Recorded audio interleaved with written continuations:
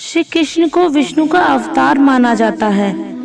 विष्णु ने ही राम के रूप में अवतार लिया था और विष्णु ने ही कृष्ण के रूप में। श्री कृष्ण की 8 पत्नियां थीं, रुक्मणी, जाम्बुवती, सत्यभामा, कालिंदी, मित्रविंदा, सत्या, भद्रा और लक्ष्मणा, जिसमें से सत्यभामा को अपनी सुंदरता और महारानी होने का घमंड हो चला था, तो दूसरी ओर सुदर्शन चक्र खुद को सबसे शक्तिशाली समझता था और विष्णु वाहन गरुड़ को भी अपने सबसे तेज उड़ान भरने का घमंड था।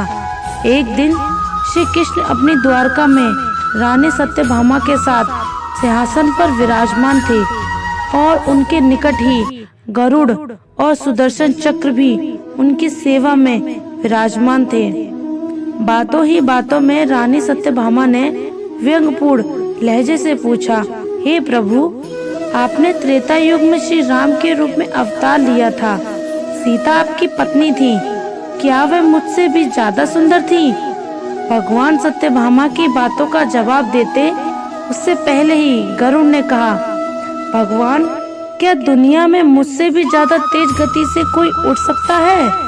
तभी सुदर्शन से भी रहा नहीं गया और वह बोल उठा कि भगवान, मैंने बड़े बड़े युद्धों में आपको विजयश्री दिलवाई है, क्या संसार में मुझसे भी शक्तिशाली कोई है? द्वारकाधीश समझ गए कि तीनों को अभिमान आ गया है। भगवान मंद मंद मुस्कुराने लगे और सोचने लगे कि इनका अहंकार कैसे नष्ट किया जाए।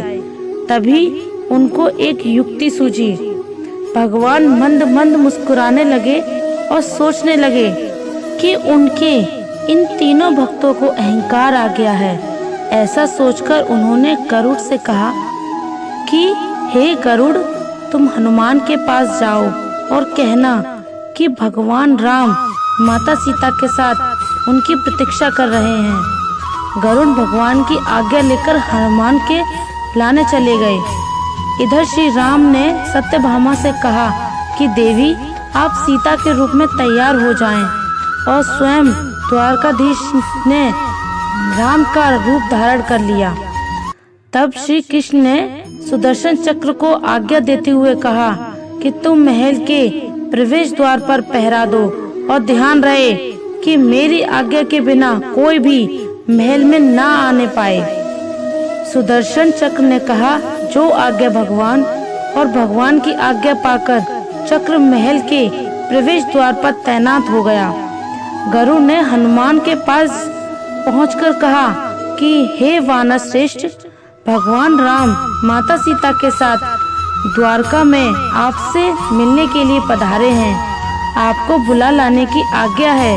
आप मेरे साथ चलिए, मैं आपको अपनी पीठ पर बैठाकर शीघ्र ही ले जाऊंगा।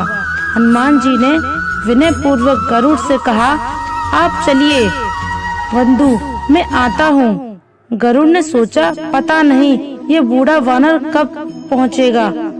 खैर, मुझे क्या, कभी भी पहुँचे, मेरा कार्य तो पूरा हो गया। मैं भगवान के पास चलता हूँ। यह सोचकर गरुड़ शीघ्रता से द्वारका की ओर उड़ चले। लेकिन यह क्या, महल में पहुंचकर गरुड़ देखते हैं कि हनुमान तो उनसे पहले ही महल में प्रभु के सामने बैठे हैं। गरुड़ का सिर लज्जा से झुक गया। तभी श्री राम के रूप में श्री कृष्ण ने हनुमान से कहा कि पवन पुत्र, तुम बिना आज्ञा के महल में प्रवेश कैसे कर गए? क्या तुम्हें प्रवेश द्वार पर रोका नहीं? हनुमान ने हाथ जोड़ते हुए सिर झुकाते हुए अपने मुख से सुदर्शन चक्र को निकालकर प्रभु के सामने रख दिया। हनुमान ने कहा कि प्रभु, आपसे मिलने से मुझे ये क्या कोई रोक नहीं सकता है। इस चक्र ने तनिक प्रयास किया था, इसलिए इसे मुंह में रख लिया। मैं आपसे मिलने आ गया, मुझे क्षमा करें। भगवान मंद मंद मुस्कुराने लगे। अतः मैं हनुमान जी के हाथ जोड़ते हुए श्री राम से प्रश्न किया, हे प्रभु, मैं आपको तो पहचानता हूँ, आप ही श्री कृष्ण के रूप में मेरे राम हैं, लेकिन आज आपने माता सीता के स्थान पर किस दासी को इतना सम्मान दे दिया है कि वह आपके साथ सिंहासन पर विराजमान है। आप रानी सत्यभामा का अहंकार भंग होने लगा। उन्हें सुंदरता का अहंकार था जो पल भर में चूर हो गया था। रानी सत्यभामा, सुदर्शन चक्र व गरुड़ तीनों का अहंकार चूर चूर हो गया था। वे भगवान की लीला समझ रहे थे। तीनों की आंखों से आंसू बहने लगे थे और वे भगवान के चरणों में झुक गए।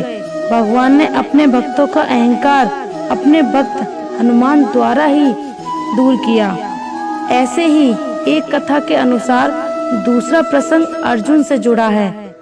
आनंद रामायण में ये वर्णन है। अर्जुन के रथ पर हनुमान के विराजित होने के पीछे ही एक कारण है। एक बार किसी रामेश्वरम तीर्थ में अर्जुन का हनुमान जी से मिलन हो जाता है। इस पहली मुलाकात में हनुमान जी ने अर्जुन से कहा, अरे राम और रावण के युद्ध के समय में तो आप थे। हनुमान जी, हाँ। तभी अर्जुन ने कहा, आपके स्वामी श्री राम तो बड़े ही श्रेष्ठ धनुषधारी थे, तो फिर उन्होंने समुद्र पार जाने के लिए पत्थरों का सेतु बनवाने की क्या आवश्यकता थी?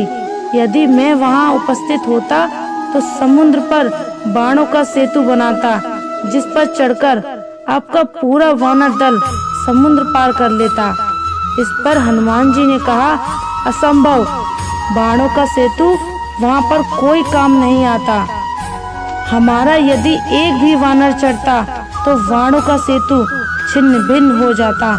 अर्जुन ने कहा, नहीं, देखो ये सामने सरोवर है, मैं उस पर बाणों का सेतु बनाता हूँ। आप इस पर चढ़कर सरोवर को आसानी से पार कर लेंगे।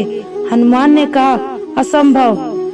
तब अर्जुन ने कहा, यदि आपके चलने से सेतु टूट जाएगा तो मैं अग्नि में प्रवेश कर जाऊंगा, और यदि नहीं टूटता है तो आपको अग्नि में प्रवेश करना होगा। हनुमान जी ने कहा, मुझे स्वीकार है। मेरे 2 चरण ही इसने झेल लिए तो मैं हार स्वीकार कर लूंगा। तब अर्जुन ने अपने प्रचंड बाणों से सेतु तैयार कर दिया। जब तक सेतु बनकर तैयार नहीं हुआ तब तक हनुमान अपने लघु रूप में ही रहे, लेकिन जैसे ही सेतु तैयार हुआ हनुमान ने विराट रूप धारण कर लिया। हनुमान राम का स्मरण करते हुए उस बाणों के सेतु पर चढ़ गए। पहला पग रखते ही सेतु सारा का सारा डगमगाने लगा। पैर रखते ही चरमराने लगा। दूसरा पैर रखा तो सेतु चरमराने लगा। तीसरा पैर रखते ही सरोवर के जल में खून ही खून हो गया। तभी श्री हनुमान जी सेतु से नीचे उतर गए और अर्जुन से कहा कि अग्नि तैयार करो।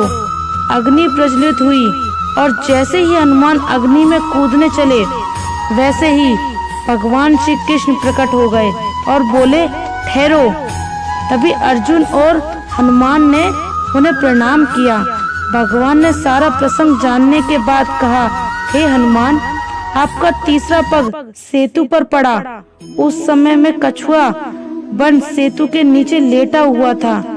आपकी शक्ति से आपके पैर रखते ही मेरे कछुआ रूप से रक्त बहने लगा। ये सेतु टूट तो पहले ही पग में टूट जाता, यदि मैं कछुआ रूप में नहीं होता। तो यह सुनकर हनुमान जी को काफी कष्ट हुआ और उन्होंने क्षमा मांगी। मैं तो बड़ा अपराधी निकला। आपकी पीठ पर मैंने पैर रख दिया। मेरा ये अपराध कैसे दूर होगा? भगवान तब कृष्ण ने कहा, ये सब मेरी इच्छा से हुआ है।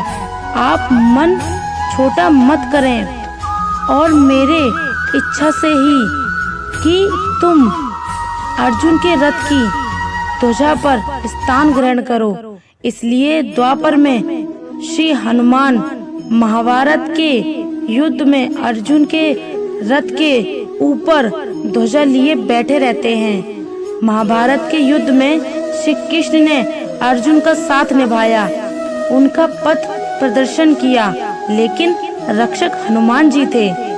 रामायण में प्रमुख भूमिका निभाने वाले भगवान हनुमान महाभारत में भी उपस्थित थे। माना जाता है कि महाभारत के युद्ध में हनुमान जी ने अर्जुन की युद्ध के अंत तक रक्षा की थी। अपने वचन का पालन करते हुए कुरुक्षेत्र में अर्जुन के रथ के ध्वजा में हनुमान जी विराजमान हुए।